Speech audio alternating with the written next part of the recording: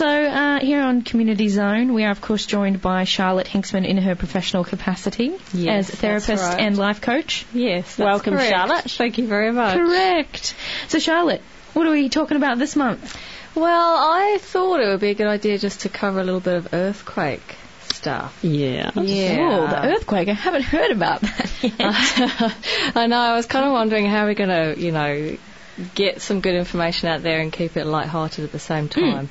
So I'm actually here to provide some good news. Oh, Would you like to know what that is? I would like to know the good news. So what I want to talk about is, because I guess there's two groups of people that we're talking to, the people that have been directly affected by the earthquakes, the people that have actually experienced that trauma. Yes. And the rest of us who haven't experienced it firsthand but will be affected by it because it's such a massive thing, and it's been such a massive thing for New Zealand. Yes. Yeah. So you can't really help but be affected by it in some way. That's right. So the good news is for people that have directly experienced the trauma, is from research we know, this is research done by a guy called George Bonanno, which is Bonanno. I've heard of him. Yeah, he's a clinical psychologist, and he's done a whole heap of research into recovery from grief and trauma. Right. A lot of it was based, a proportion of it, I believe, was based on the 9/11 stuff. Ah, right, yes. So what he has discovered, which I think is really cool for everybody to know, is that 90% of people who have been through something like that will automatically recover in 2 months. Wow. So they'll recover naturally without any intervention. Mm-hmm. So 2 months. In 2 months. That's actually quite fast. Yeah. So does that, can I just ask a question there, Charlotte? Because in some ways, what has struck me about the earthquake is that there's obviously the event itself, which was a traumatic event, but there's actually the flow-on effects, which, people losing their homes, businesses, the ongoing effect of not having water power, all of those things. So it's actually a number of events, isn't it? Yeah, and that's the really tricky thing, because usually when something big like that's happened, it's been a big traumatic event, and then it's over, when people know that they're physically safe again, that's usually when the recovery can start to set in, right? So 90% of people will do that naturally and cleverly in their own brain. Yeah. And 10% of people will need some kind of help, right? So that's for repetitive PTSD, post-traumatic stress disorder symptoms that people have difficulty overcoming by themselves, and that would last longer for 2 months. Right. So they're the people that would need help. So coming back to the question, the point that's happening in Christchurch now is because we've had the event, we've also got the aftermath of the event, plus we've got a continuous trigger, which is the aftershocks. Yeah. So what's happening for people is that their physical body is not actually being allowed to get back into its normal relaxed state. Yeah. Because people are in a continuous state of fear. So they're not in a recovery mode? Not officially, I guess, but it doesn't mean they can't do things about it that can be more resourceful for themselves. Yeah. So, and I think that's just the difficulty is because of the aftershocks and the ongoing effect, is that people start to kind of see that it's going to be ongoing with no end. Yeah. Right. And the thing, I guess, to do, and what we can all do helpfully for people, whether we're trained therapists or not, is really kind of getting people to engage in the sense that there will be a time in the future when it will be okay again. Yeah. And actually getting people to see that, in their mind and practically. Because so often that will help. When you've got something, whether or not it's a massive traumatic event like this earthquake, or even if it's just something, much smaller, being able to cope with it in a meaningful way is about having an end point in sight, even if you're in the middle of it at the time. Yeah, I totally agree. Yeah. And that's what we know from research as well. Right. Yeah. Okay. And the other thing for people that have been directly affected that are still, I guess, in a zone which is very unsafe, which means that their body's getting triggered into fear all the time, is to actually, either by themselves or with a conversation with somebody or with somebody that's trained, or even conversationally is okay, is, I guess, getting in your head a bit of a plan for how you're going to deal with some of that uncertainty in the future. So the uncertainty of the ongoing aftershocks and the disruption not having to a job and life and all of those things. All of the things that we've usually got anchored into our life, which keep us very safe. Business as usual sort of. Yeah, exactly. Those things are missing for people, and it's especially true for people who have left Christchurch and come somewhere like Wellington, or they've evacuated themselves. And so, what they'll be doing in their head is when they think about coming back to Christchurch, probably all they'll think of is the stuff that they're not certain about. It's like, where are my kids going to go to school? Is the school going to be safe?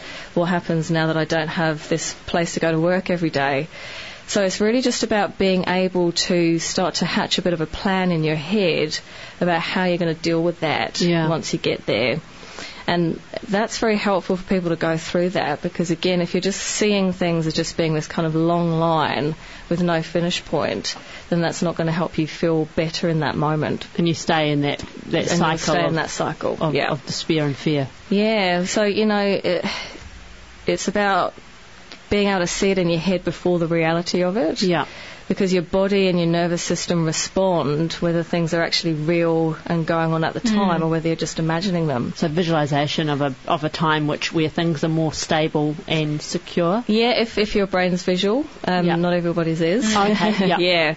But at least, for some people it will be kind of seeing that end point and seeing themselves there and, seeing an end to it all when they can feel recovered again. Yeah. For some people it might be writing a whole bunch of stuff down. Right.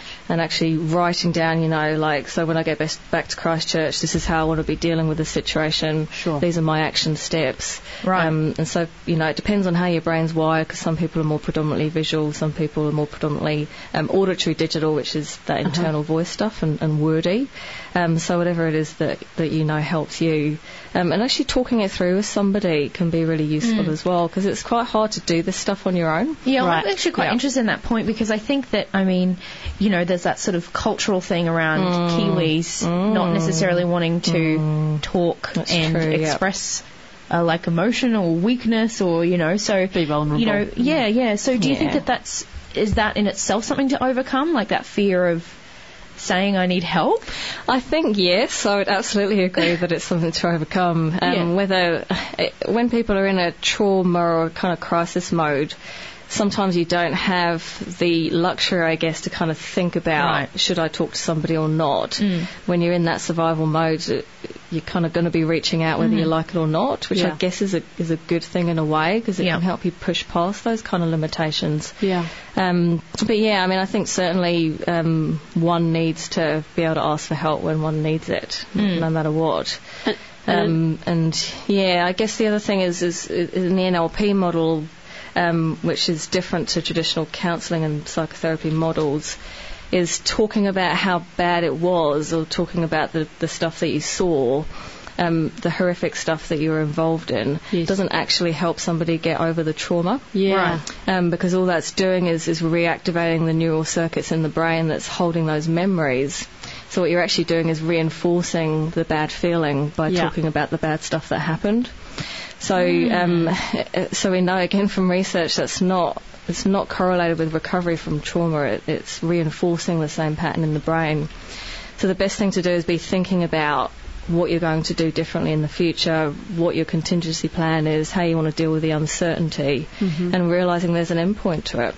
Yeah. And doing whatever you can do to realise that for yourself, and talking that through with people that have been through it with you. Yeah. And experts that are offering help is going to be a really important part of that. I was going to say, my family's in Christchurch. Yeah, I know. And that talking it through with people is a really interesting point, because the people that have been affected by it are also relying on being able to talk it through with other people who have been affected by it. Yeah. Like often in a traumatic situation, you might have one person affected and their family, their support network, family, friends will be there solely in a support role, whereas in this case, they're the ones affected as well, which is an extra challenge, isn't it? And that's what happens when there's a big disaster like this, or when you're in a war zone. You know. Everyone's affected. Yeah. Well, it's interesting too, you were saying earlier about the people who aren't directly affected, because I've even found that there was a point, particularly early on in the coverage, where it was like I had to just stop, because I was compulsively checking the internet, because I don't have a TV.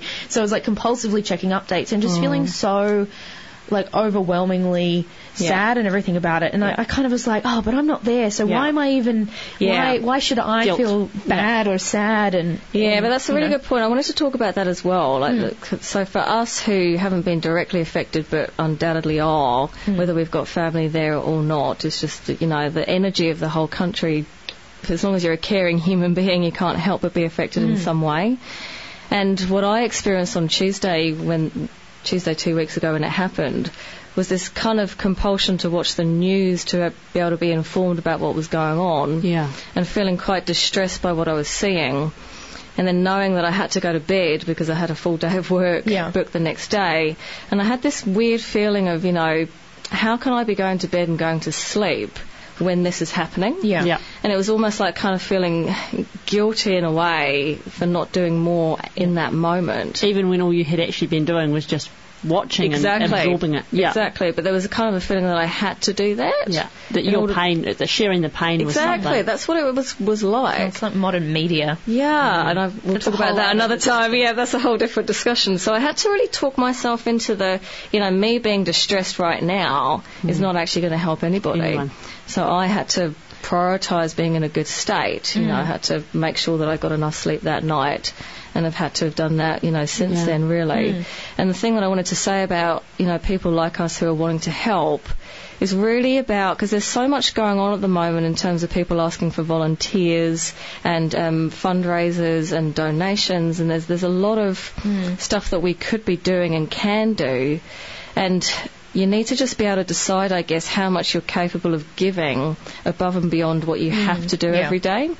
And just being okay with that amount, whether that's monetary or volunteering your time or doing fundraiser shows, whatever.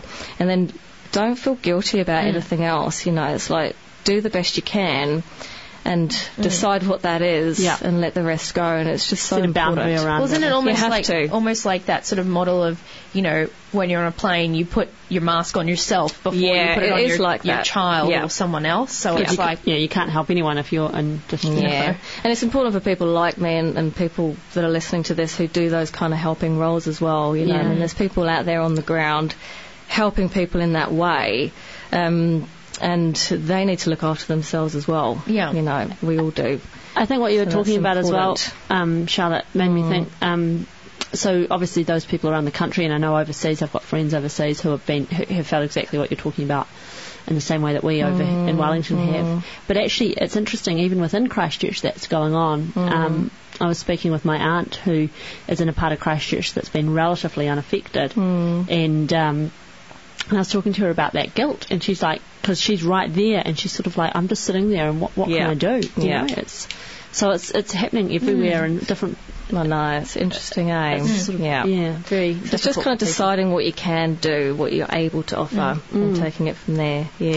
So going a little over time. But just one other thing. I'm also involved in a charitable trust called the New Zealand Trauma Recovery Trust. And you can find us on www.traumarecoveryteam.org.nz. And we're providing voluntary trauma recovery work that's supported by the government. But we still need donations for that. So check out the website and do what you can. Thank you. Cool. Thank you, Charlotte, very much for... Thanks, Charlotte. It's helpful. We'll see you next month. See you next month. Look after yourselves. Yeah, and you. Yeah, I will.